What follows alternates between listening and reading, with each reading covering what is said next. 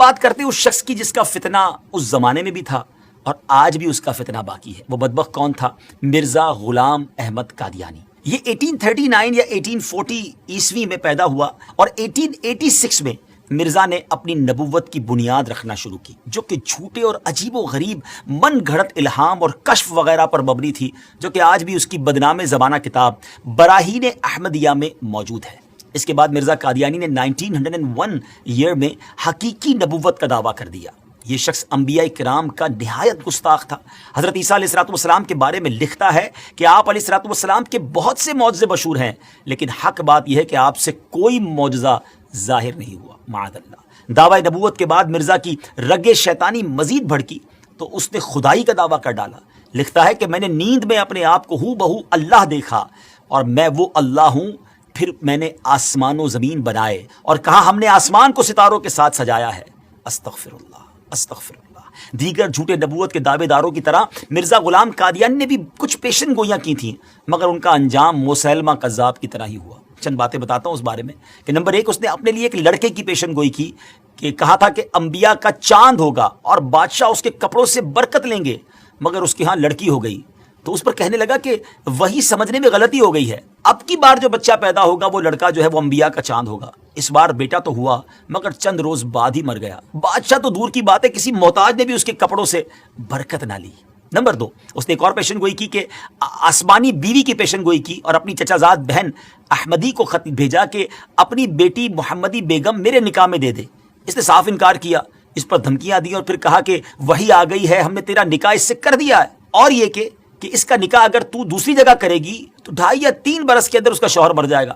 مگر اس خدا کی بندی نے اس بدبخت کی ایک نہ سنی اور سلطان محمد خان سے نکاح کر دیا. وہ آسمانی نکاح دھرا کا دھرا ہی رہ گیا، کچھ بھی نہ ہوا، وہ شوہر نہ مرا اور نہ کچھ اور ہوا.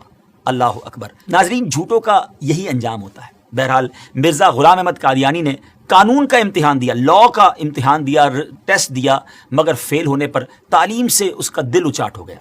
کمزوری دل و دماغ کا مرض پوری عمر رہا.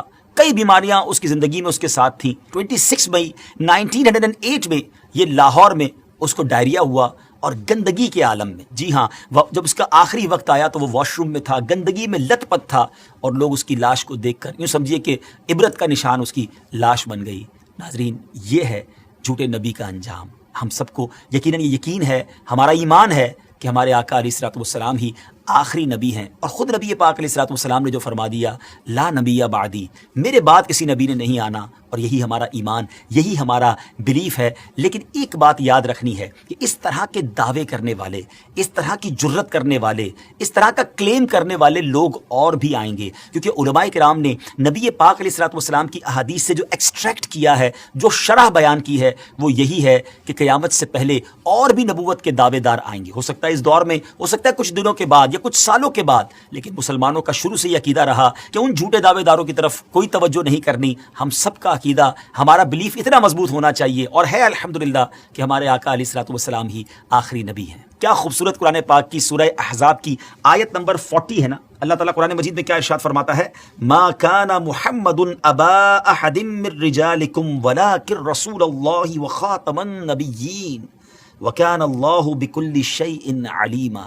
سبحان اللہ، کتنا خوبصورت اس کا ترجمہ ہے. محمد تمہارے مردوں میں کسی کے باپ نہیں ہیں، لیکن اللہ کے رسول ہیں اور سب نبیوں کے آخر میں تشریف لانے والے ہیں، اور اللہ سب کچھ جاننے والا ہے. تو الحمدللہ یہ چمکتا دمکتا عقیدہ مسلمانوں کا صبح قیامت تک انشاءاللہ جاری و ساری رہے گا کہ اللہ کے آخری نبی جناب محمد الرسول اللہ صلی اللہ تعالیٰ علیہ وسلم ہیں، اور یہی ہمارا ایمان ہے. بہرحال ان جھوٹے نبوت کے دعوے داروں کے بارے میں ہم نے جانا، اور علماء احادیث کی شرح کرتے ہوئے لکھتے ہیں کہ یہ نشانی ابھی اور چلنی ہے، یعنی اور لوگ بھی قیامت سے پہلے اس طرح کے دعوے کرتے رہیں گے اور مسلمان ان سے نپٹتے رہیں گے. بہرحال اللہ کریم ہم سب کو سچے ایمان والا، صحیح عقیدے والا مسلمان بنائے.